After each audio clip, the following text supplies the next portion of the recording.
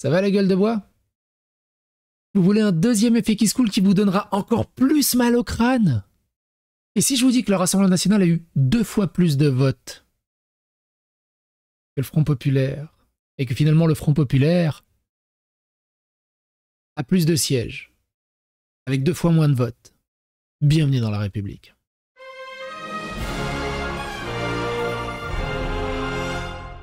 Attention, please. Et évidemment, on va revenir un peu sur ce qui s'est passé hier. Bon, on est maintenant... Bon, et maintenant que les élections sont terminées, va falloir le dire très clairement, le Hamas n'est pas une organisation terroriste. Voilà. Le populaire a gagné. Voilà. Merci au Front populaire et à tous ceux qui ont appelé pour lui. Hein. Donc ça, on l'avait vu. Mais également celui-là, hein. Mais Manu nous les mettra quand même. Ça casse les couilles. Si le RN était passé, il y aurait eu des émeutes de zinzin. Ça aurait été du divertissement de la décennie. Quand on gagnera tous ensemble du NPA à LR ce soir, il faudra penser à punir tous ceux qui ont mal voté RN, Crépol, Maxime, naturalisation en masse et installation de nouveaux Français dans les circos 2D d'extrême droite. On a 3 ans pour le faire, le temps presse. Tension devant le magasin Printemps à Lyon lorsqu'un casseur a tenté de s'en prendre à un kiosque. J'imagine que pourtant le kiosque était racisé sur la photo, je ne comprends pas. C'est même très très bizarre. C'est hallucinant. Vous avez voté pour ça, hein, les gens. Vous avez voté pour ça. Et lui, il risque rien. Il risque rien. Il n'y a aucun souci. Parce qu'il est dans le camp du bien. Scène de chaos près de la place de la République après des troubles menés par l'ultra-gauche. C'est un truc de fou. Tension à Paris entre les militants d'extrême gauche et la police. C'est-à-dire qu'ils perdent, ils cassent tout, ils gagnent, ils cassent tout. Nantes, tout le monde déteste la police, scandent les manifestants après l'annonce des résultats. Au bout d'un moment, tous ces gens-là,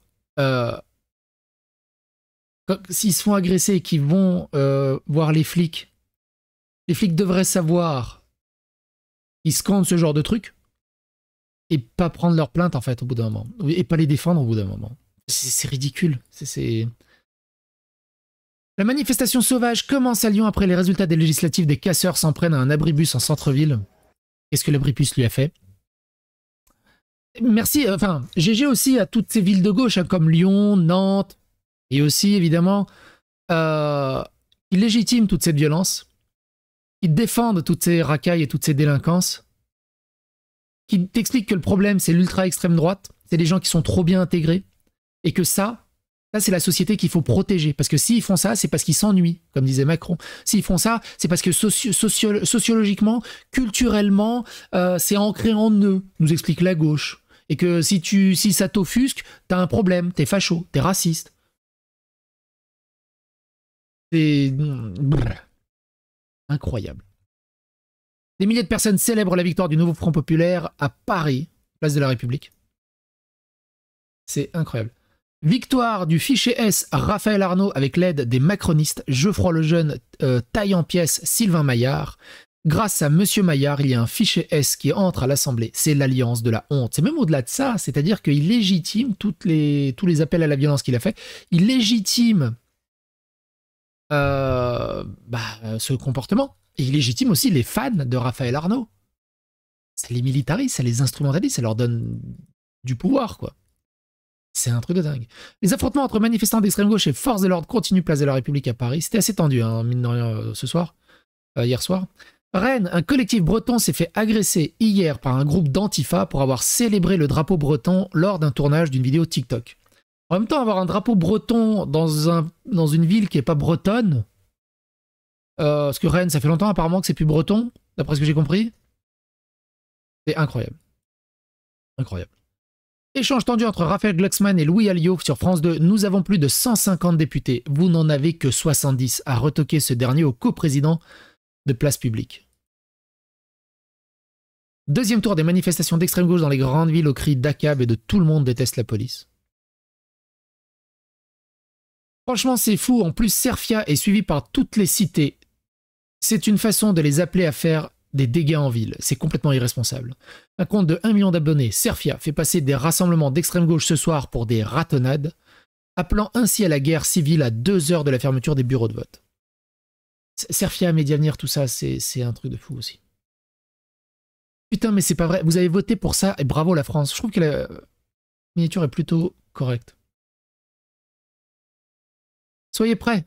Ça, c'est le programme du Front Populaire, hein, le résumé du programme du Front Populaire. Hein. Définancement de la police, désarmement de la police et ouverture totale des frontières.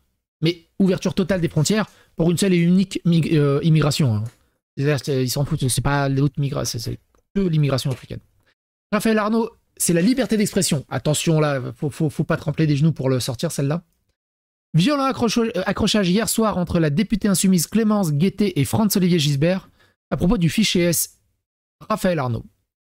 Donc Clémence Guettet dit il y a encore la liberté d'expression dans ce pays.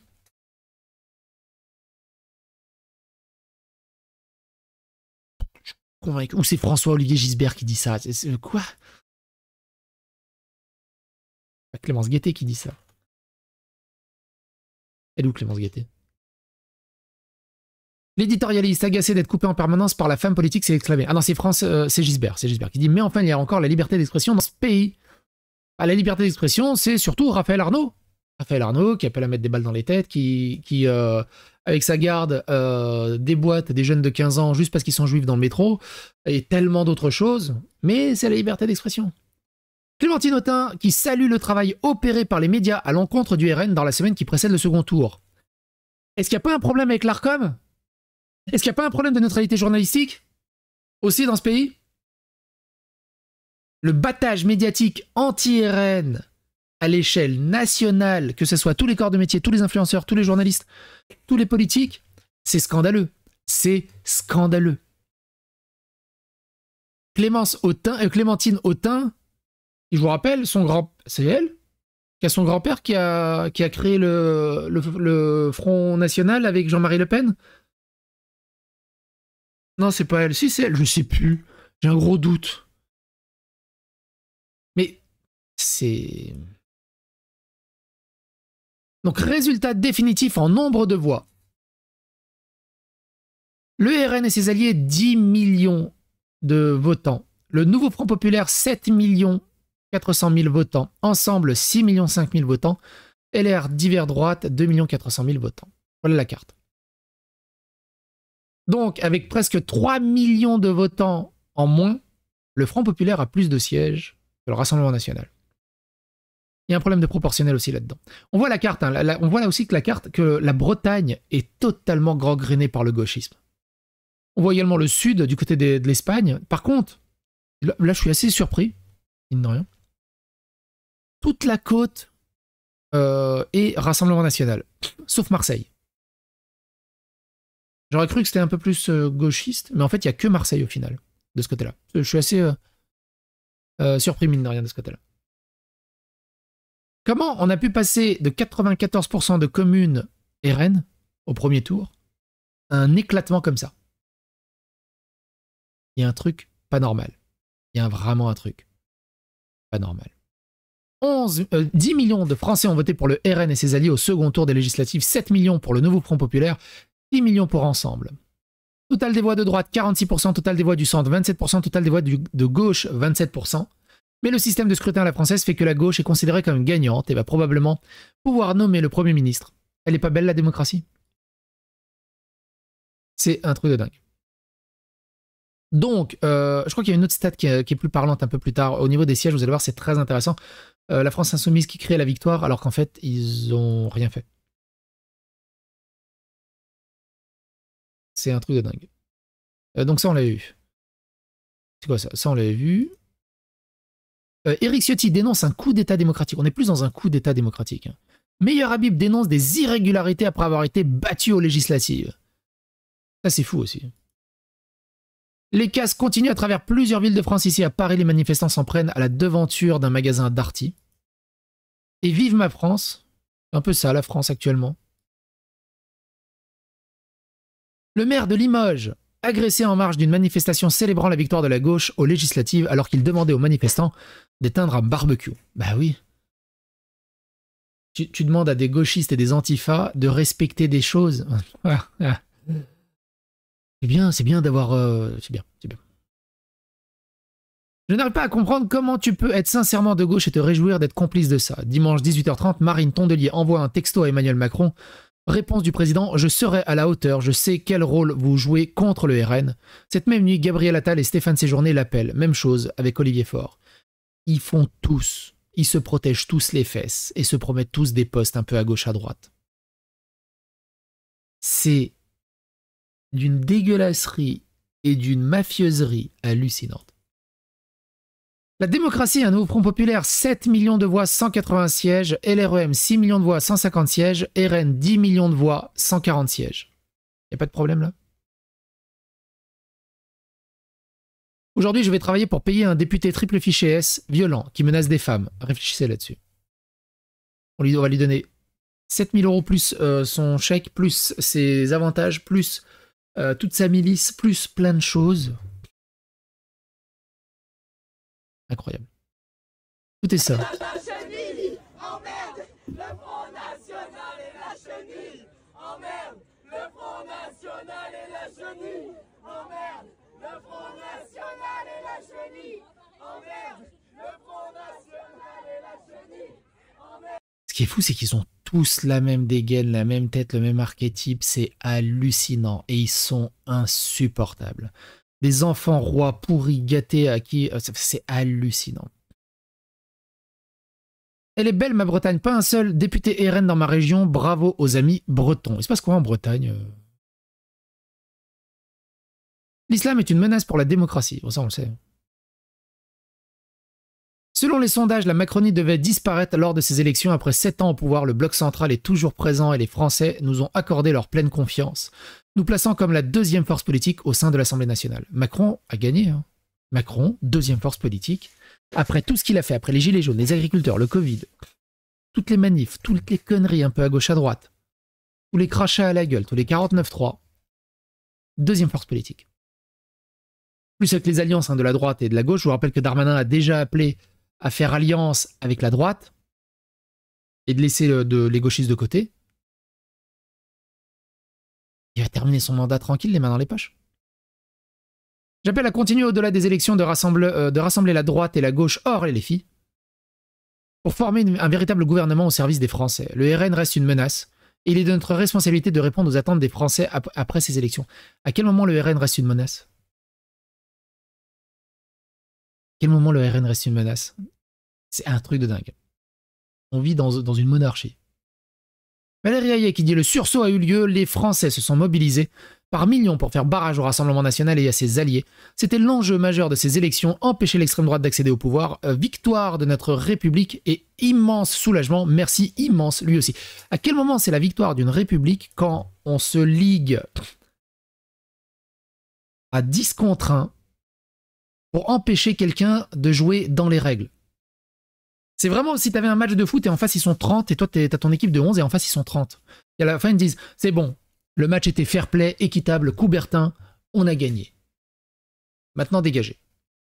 Mais on a mis plus de buts, dégagez. Elle est où la République là-dedans? À présent, tout reste encore à faire pour que le pays avance. Aucun bloc n'aura la majorité à lui seul.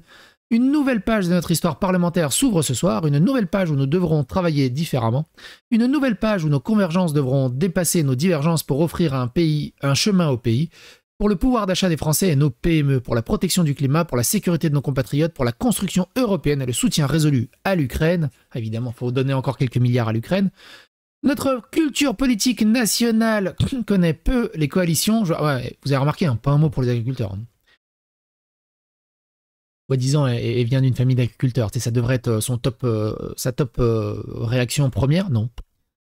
Notre culture politique nationale connaît peu les coalitions au Parlement européen. Nous bâtissons chaque jour des compromis ambitieux afin d'écrire des lois utiles à nos concitoyens à travers l'Europe. Saisissons cette nouvelle situation parlementaire pour moderniser nos pratiques politiques en France. Ça veut rien dire. Tout ça, c'est des éléments de langage. Notre famille politique sera l'un des piliers indispensables pour construire les projets majoritaire de demain. Bravo à tous les candidats ensemble 2024, élus ou réélus ce soir. Notre France que nous aimons tant mérite les meilleurs des avenirs. Après, pourquoi ils pensent pas aux agriculteurs? Tout simplement parce qu'il y a 2 fois plus d'OQTF que d'agriculteurs en France. Ils savent où est leur électorat. Vous allez me dire, mais les OQTF peuvent pas voter du con. Alors, certains aussi. Et 2, même s'ils peuvent pas voter, ils ont de la famille. Ils sont de leur côté. La délinquance, les cités, l'immigration, l'islam. Donc si tu les caresses dans le sens du poil et que tu es plutôt tolérant avec eux, ils vont voter pour toi. Par truchement. Bon vieux truchement. Résultat législatif de 2024, on a vraiment été au bord du gouffre avec ce Rassemblement national aussi élevé, confie Najat Vallaud-Belkacem. C'est le Parti socialiste qui va avoir le groupe le plus important à l'intérieur du nouveau Front populaire. Emmanuel Grégoire, PSNFP, en réponse à la désignation d'un éventuel Premier ministre de gauche, tout en excluant Jean-Luc Mélenchon et François Hollande.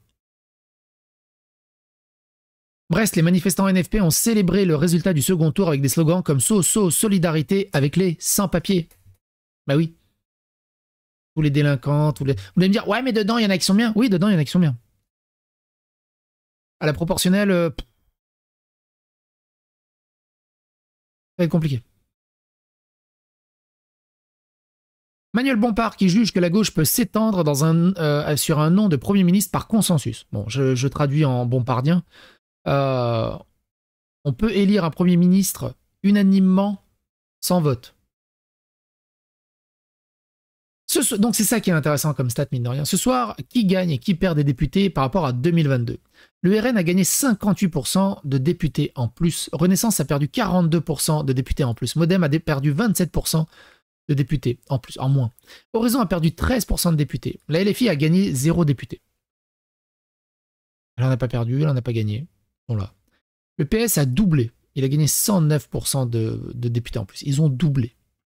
Et Europe Écologie Les Verts a gagné 47% de députés. C'est une catastrophe.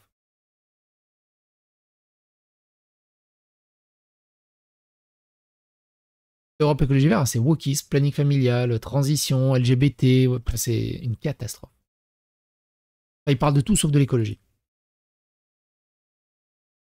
Les Français assassinés par des OQTF ou des racailles ont été tués une deuxième fois ce soir, mais pour une partie des compatriotes. Mais par une partie de leurs compatriotes, pardon.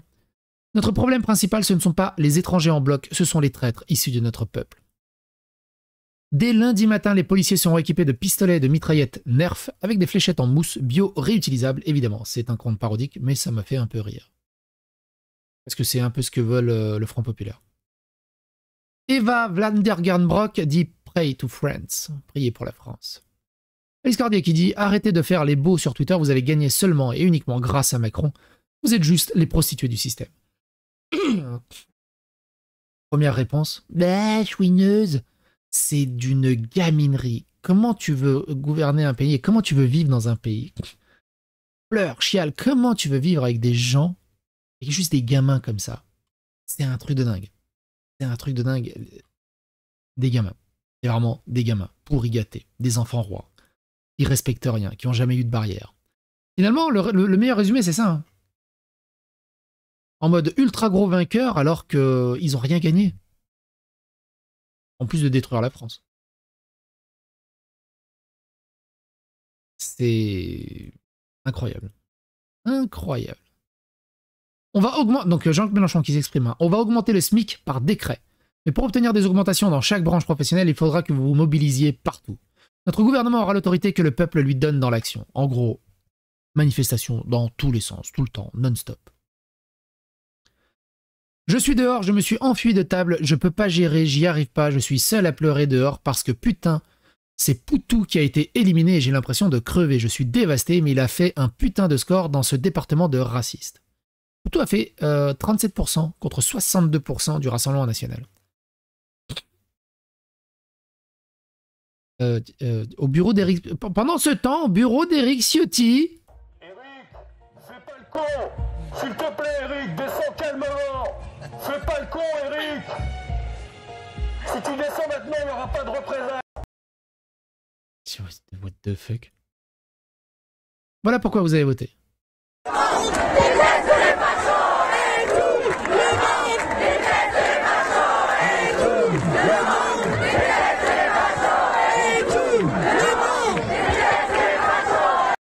Voilà l'image de la France. Voilà l'image de la France. Voilà pourquoi vous avez voté. Voilà ce que vous avez légitimé et qui se sentent pupissés. Et le problème, c'est que toute la France va en subir les conséquences. On va être tous punis pour ça. Bon courage à vous.